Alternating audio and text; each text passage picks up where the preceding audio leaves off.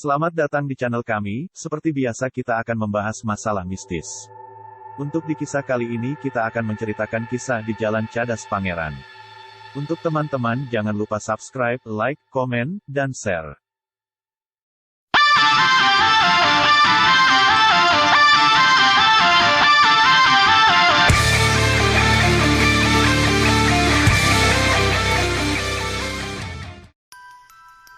Mulai dibangun tahun 1809 pada masa penjajah Belanda menancapkan kuku kolonialismenya di bumi Nusantara, ketenaran Jalan Cadas Pangeran yang berada 7 km di barat daya kota Sumedang, Kabupaten Sumedang, Provinsi Jawa Barat meluas hingga ke daerah lain di luar kota tahu itu.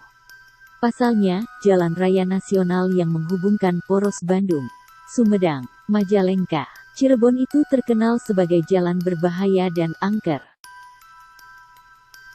Jalan Cadas Pangeran sepanjang 3 km dipandang berbahaya lantaran memiliki tikungan berkelok tajam, juga sejumlah tanjakan dan turunan curam. Salah satu sisinya berhadapan dengan jurang menganga yang di bawahnya terhampar hutan lumayan lebat. Sementara di sisi lainnya berdiri tinggi tebing cadas yang ditumbuhi pepohonan rapat. Belum lagi ketika malam tiba, jalan tersebut terbilang sepi, karena tidak ada permukiman warga di sisi jalannya. Tercatat banyak kecelakaan terjadi di ruas jalan ini. Alhasil, para pengendara mesti ekstra hati-hati kala melewatinya.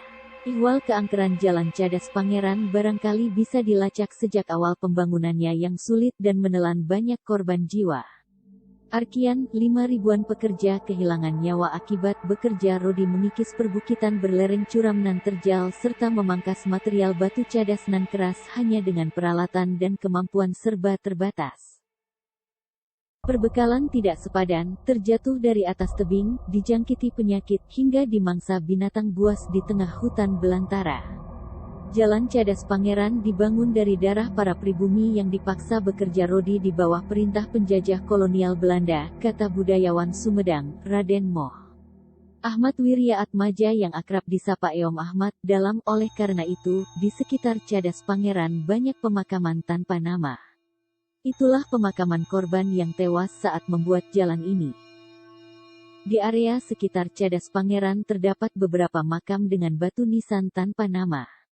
Makam-makam tersebut diyakini warga setempat merupakan tempat peristirahatan terakhir para pekerja paksa atau rodi pada masa Gubernur Jenderal Hindia Belanda Herman Willem Daendels memerintahkan pembangunan Jalan Raya Pos Anyer Panarukan tahun 1808. Sebagian kecil di antara ruas jalannya melewati kawasan Cadas Pangeran. Bukan hanya makam para pekerja paksa, masih di sekitar kawasan Cadas Pangeran terdapat batu yang juga diyakini masyarakat setempat sebagai petilasan Pangeran Kornel atau Pangeran Kusumadinata ke-9, Bupati Sumedang yang menentang kesewenang-wenangan Daendels terhadap masyarakat Sumedang yang menjadi pekerja paksa pada pembuatan Jalan Cadas Pangeran.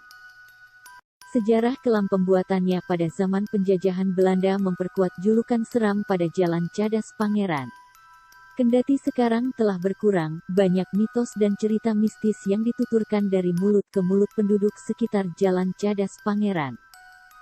Seorang kuncen atau juru kunci Jalan Cadas Pangeran menyebutkan, jalan raya yang banyak dilalui kendaraan besar maupun kecil tersebut bisa tetap berdiri kokoh di lereng pegunungan berkat adanya senjata trisula yang digunakan sebagai penyangga. Trisula itu disusupi 3 siluman ular, kera, dan harimau. Konon katanya, bila ada orang yang angkuh, sombong, dan tak mempercayai keberadaan mereka, maka dia akan didatangi langsung makhluk tak kasat mata itu. Di salah satu bagian Jalan Cadas Pangeran ada pula sebuah pipa bambu yang mengalirkan air bersih. Nah kabarnya, air yang mengalir dari gunung itu bukan air biasa, melainkan air yang dikeramatkan dan diyakini berkhasiat menyembuhkan penyakit. Menurut penuturan warga setempat, air itu memiliki wangi yang berbeda dari air kebanyakan.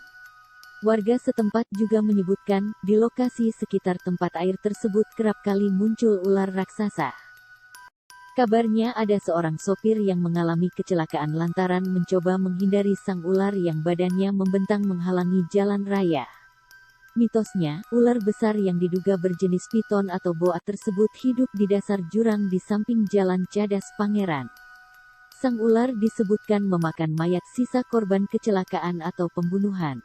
Dan, pada zaman dahulu memakan mayat korban kerja paksa pembuatan jalan.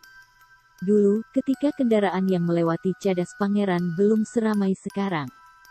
Ada mitos bahwa pengendara dan warga yang melewati jalan raya tersebut harus menyalakan dan melempar rokok atau koin ke jurang di pinggir jalan.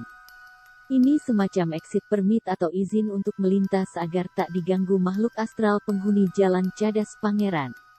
Tentu saja, bacaan doa penolak bala dan mara bahaya tak putus dirapalkan saat akan melintas.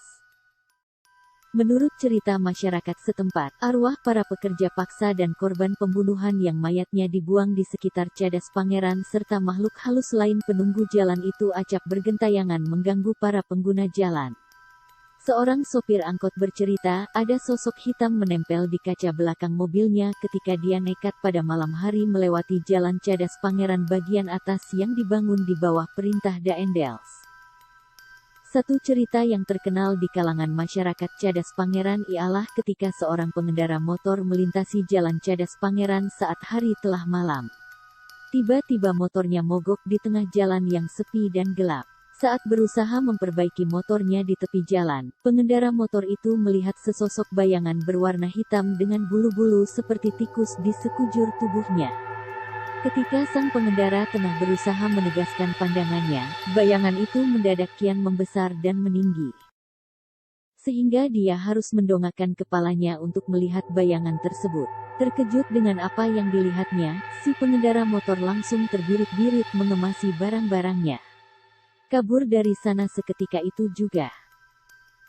Cerita mistis lain yang beredar menyebutkan, jalan Cadas Pangeran memiliki tikungan angker. Sering terjadi kecelakaan di tikungan itu. Salah satunya adalah kecelakaan yang menimpa mobil berisi sekelompok perempuan yang hendak berwisata ke Sumedang. Ketika sampai di tikungan tersebut, rem mobil yang mereka tumpangi ternyata blong. Mobil masuk jurang. Sebagian besar penumpangnya tewas di lokasi kejadian. Setelah kecelakaan, warga sekitar sering melihat penampakan perempuan-perempuan yang menjadi korban kecelakaan tersebut. Tidak hanya itu, selanjutnya banyak kejadian aneh yang terjadi di tikungan tadi. Banyak kendaraan yang mendadak mati ketika melintasi tikungan tersebut hingga beberapa pengemudi mobil melihat sekelompok perempuan di kursi belakang mobilnya yang tiba-tiba muncul dan menghilang begitu saja. Lain waktu, ada cerita seorang ibu hamil yang sedang dibonceng motor diikuti kepala yang melayang di belakangnya. Atau pengendara yang melihat sosok yang tiba-tiba menyeberang jalan, namun menghilang ketika sampai di seberang. Ada juga yang pernah melihat bayangan-bayangan berterbangan dari satu pohon ke pohon lain di hutan Cadas Pangeran. Warga setempat dan pengendara pun sering dikagetkan dengan kemunculan tiba-tiba seorang perempuan saat tengah malam, yang mencegat pengendara dengan melambai-lambaikan tangan. Seorang tukang ojek yang telah puluhan tahun mencari nafkah di kawasan Cadas Pangeran sempat dicegat perempuan itu. Si perempuan meminta tukang ojek untuk mengantarkan dirinya. Namun, saat sang tukang ojek menanyakan kemana ia harus mengantar, perempuan berambut panjang dan berbaju putih itu diam 1000 bahasa. Di tengah perjalanan, tukang ojek merasakan bobot motornya menjadi ringan. Melirik ke jok belakang, ternyata perempuan yang digambarkan berwajah cantik tadi sudah tak lagi duduk di motor si tukang ojek. Raib entah kemana. Semua mitos dan mistis serta misteri di seputaran kawasan Jalan Cadas Pangeran pada akhirnya dikembalikan kepada kepercayaan masing-masing.